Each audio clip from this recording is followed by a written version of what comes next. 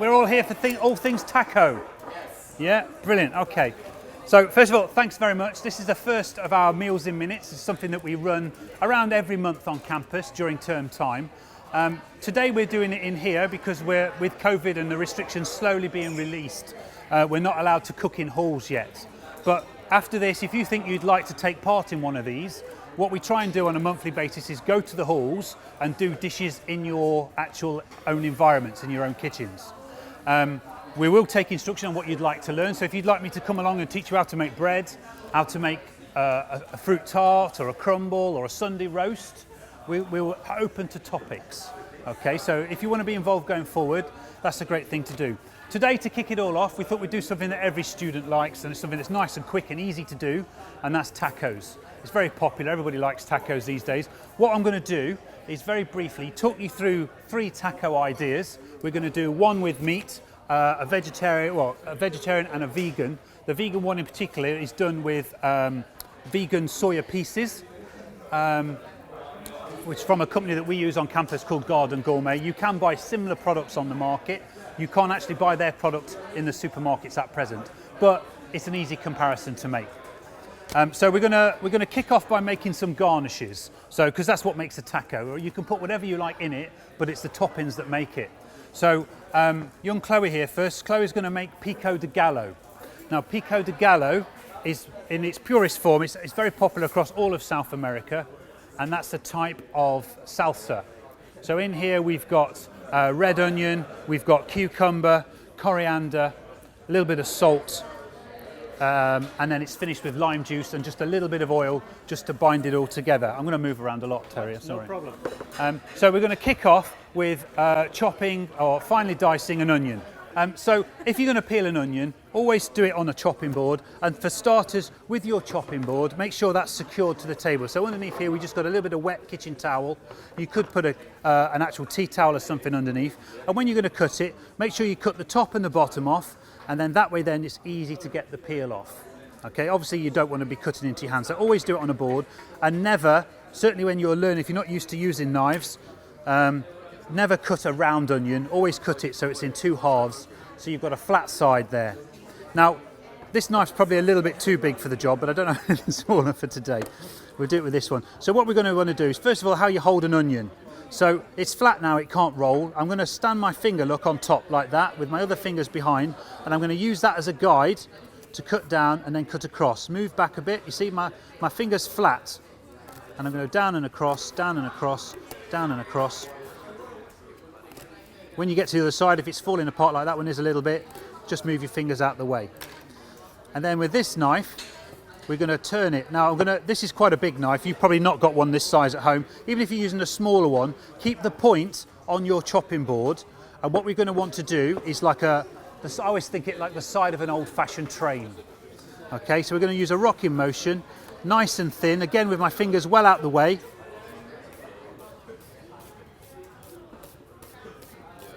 Through. And when it gets halfway and your fingers start to slip, stop and just tip it over. You tip it over like that. Now it's firm again and you can carry on. And then when you get near the top, fold it over again and you can go all the way up to the roots. And incidentally, you always cut towards the roots because that's what holds the onion together. Now Chloe's going to expertly do that one.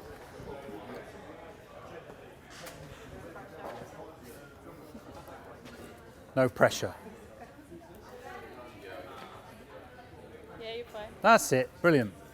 Woo. That's it. We're not going for super fine. No, we're not going for super. Definitely not. We're not going for it anymore. That's it. And then use the bigger knife. Oh, you're right-handed. Yeah. That's okay. So I don't hold it against you. Says the left-handed. Oh, look at that.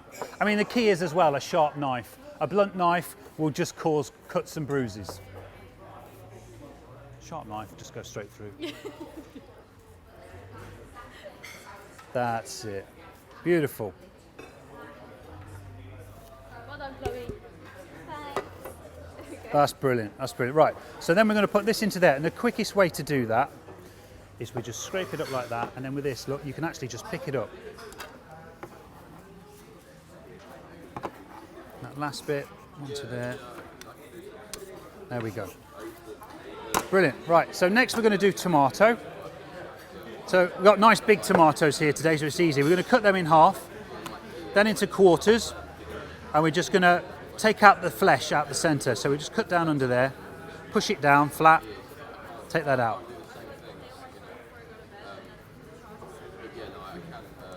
Then when we've got all 4 of those, I'm going to go through, same as we did before.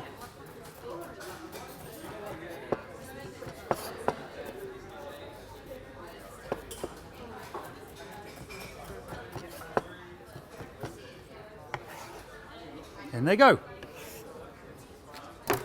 There we go. Right, you're going to carry on with that. What we're going to do then, Julia, is we're going to start making Mexican onions. Now, we've got ours ready done for today. These are Mexican onions. These really make a taco, and they're so easy to make. They're sweet, they've got a little bit of crunch to them, and all we're going to do is take 2 onions again, and we're going to this time, we're going to take that root off, and then we're going to slice them. Okay, that's it, and then just slice them up.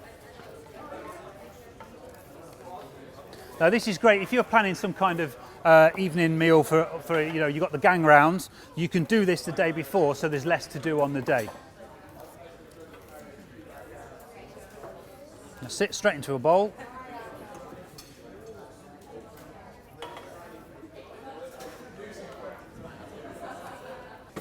There we go. So the onions are thinly sliced, and then into there we're going to add a good pinch of salt. Are you ready for the next part? Good pinch of salt, and we would use the juice of a lime, but today, for speed, we've got the good old juice. So a good pinch of salt, a good splash of that's it, salt, sugar, and then a splash of lime juice. Now, for Chloe to finish your salsa off, you're going to need a little bit of the cucumber. So if we just cut about 1/3 off. That's it, chuck that out of the way. Cut that in half lengthways. Take it out. No, leave it in there, it's easier. Okay. That's it, now it'll pop out. There you go. Right, and then we're going to cut this into the same sort of thing. So the easiest way to do this, just take that bit off, is go down there and then cut that again, and then we're just going to chop it up. Okay. All right? Yep. That's you done. And then all you're going to need then is a pinch of coriander and some lime juice, and that's your salsa done. We're going to mix that up.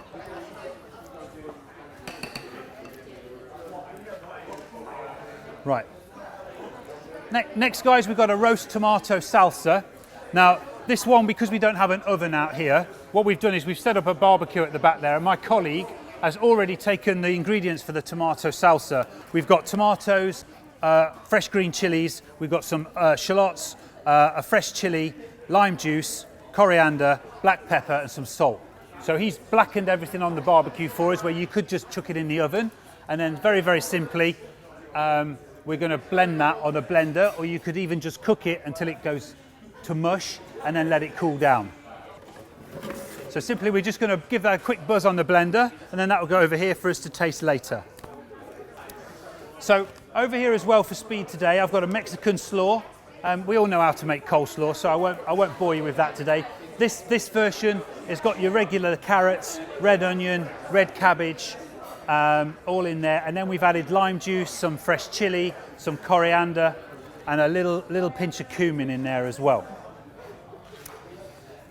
We also have some Mexican tomatoes, Mexican style tomatoes, which again are very, very similar to the onions, can be done the day before, thinly sliced, the juice is taken out and the innards thinly sliced, a little bit of coriander, pinch of salt, pinch of sugar, again some lime juice, and just let that go overnight. We're going to start off with the broccoli one. So we need to get a head of broccoli. There you go. And chickpeas. Like that. And we're going to prep the broccoli. Now you want small florets because we're making small tacos. So if you grab that small knife off Chloe. Okay. Now with broccoli, you can simply, the small ones on the outside, just snap them off and pull them off. I would always say, don't eat the main stem of a broccoli, because anywhere past the top of the floret, it tends to get a very thick skin. In fact, you can probably see it around there. There's like a white, it's almost like a sinew that you get on meat. So don't eat that. But the rest of this stalk here is the best bit. And the people I see that cut it all off throw away half of their broccoli, and eat nothing. So you can actually, the smaller ones will snap off, Yep. and as it gets a little bit bigger, you can actually cut them off and then cut them a little bit smaller. Yep. And what we're after is sort of that size pieces, because think you're going to eat it in a 6-inch taco. You don't want to eat. So we're going to chuck all them into there. Yep. I'm going to grab some little teaspoons.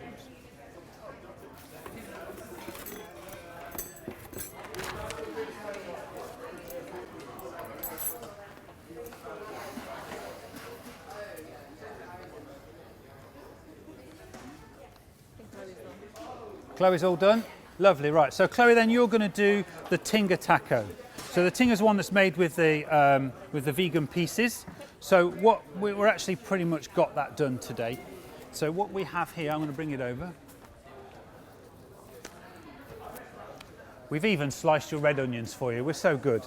But you're going to make this. So here we've got some sliced red onions, and then here's the vegan pieces I was talking about. And as you can see, these ones are quite nice and thin. They're different shapes and textures. What we've done there, we've added all the spices to it to marinate before we cook it. So inside there we've got cumin, smoked paprika, all the ones you see here. So a little bit of dried chili, a little bit of black pepper and ground coriander. That's been mixed on with a little tablespoon of oil, and then that's been allowed to marinate overnight, just like you would marinate meat if you were going to do meat. So that's been marinating overnight, and then we're going to give that a quick fry off. You could as simply, back in your halls, mix all this together, put it on a tray and throw it in the oven. It would do exactly the same thing, and then while you're away, while that's cooking in the oven for 15 minutes, you could then go and do whatever students do when they're not cooking. Today we're going to cook it on there. So if you want to take the onions first, Chloe. Cass, you want to chuck some onion in there? This being an artificial meat product, it's already cooked. So this is a vegan piece, it's soya based. So all we're going to need to do with this now, it's been marinated and flavoured, is actually get it hot. So we cook the onions, then she's going to put those in there, we're going to toss it all together, we're going to finish that off with some coriander, and that will be ready to go. Incidentally, all these recipes will be available online after today. Unfortunately, with everything else I've got going on at the minute, ready for freshers, I ran out of time and they're not done in time. So, but I will have them there, they should be there by the end of today. And then you can look at it and go, he didn't mention that ingredient, he didn't mention that ingredient. Well, I'm doing it on the hoof. Brilliant, that'll do, that'll do. So in there we're going to add about the same quantity of chickpeas. So if you think about this, you've got a head of broccoli, you've got, we're going to put in the equivalent, say 2 tins of chickpeas that you get in the supermarket. This is probably going to be enough to feed 8 people. We have got some we made earlier because we're expecting 75 today. So you're all going to eat very well. That's lovely. Right, then into there, you want to put a teaspoon each of smoked paprika to start with. You can use the same spoon for everything. That's it, give that a sprinkle. Now, depending on how hot you want it, I like it sort of medium spice, so we'll go with 1 teaspoon, I think will be enough, of dried chili. A little bit of black pepper. About half a teaspoon of that. Yep. Lovely. The higher up you hold it, the more it's going to blow in your face. Yeah, I noticed that. And then we've got some ground cumin. How much? A teaspoon as well? I'd go a teaspoon and a half of that. I like cumin. Brilliant. And then we're just going to dress that. And then we're going to add about a tablespoon of oil. And this is how easy this is. So this again, we're going to do it on the barbecue today because that was the best way to do it in this environment. When you're back in your halls of residence, this is a case of, look, stir it in a tray. It's a one pot, 1 tray cooking. Put that in a hot oven, about 220 degrees, for about 15 minutes till the ends of the broccoli just start to char, and that's ready to go. That's brilliant. There we go. So that's got a little bit of oil on it now, and then you see the round pan on the end there, Julia. That's going to go in there. That's it. There we go. And then everything's cooking, guys. So just to recap, we've got the Mexican onions, could be done the day before. We've got tomatoes in there made a very, very similar way. We're going to have some lettuce out here to bulk it out if you want such things. Then we've got the Mexican slaw, it's got a nice little kick to it. We've got ready-made guacamole here for speed. We've got some avocado slices are going to come out in a second, sour cream and cheese, and our homemade tomato salsa. So the salsa, as I said, this is the burnt tomato. So you could do this on a gas hob. You could do it in the oven. In here, as I said, you've got your whole chilies in there. Whole tomatoes have just been burnt a little bit on the hob. Towards the end, we just added a couple of pieces of garlic till they just start to get a little bit of colour. You don't want to blacken garlic because it does go very bitter. So we're going to do it on a blender today. If you've only got a fork at home, it doesn't have to be this perfect. You can just mash it with a fork. That will do, but because of the quantity we're doing, I'm just going to give this a very, very quick blizz. Like that. And there we go. A little bit coarse, which is what we want.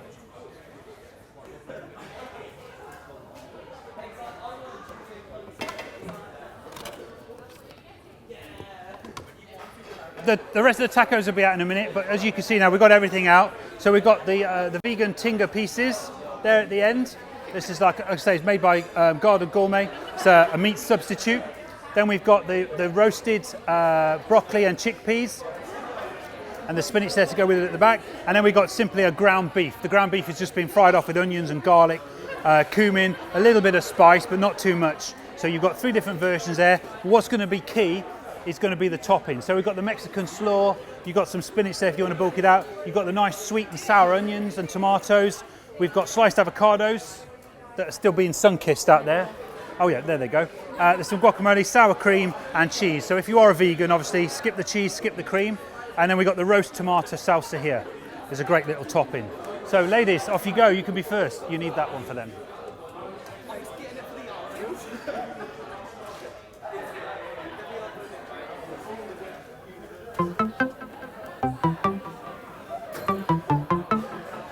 Used all the tongs. Have you got any tongs? Are they for veg? Yeah. Good.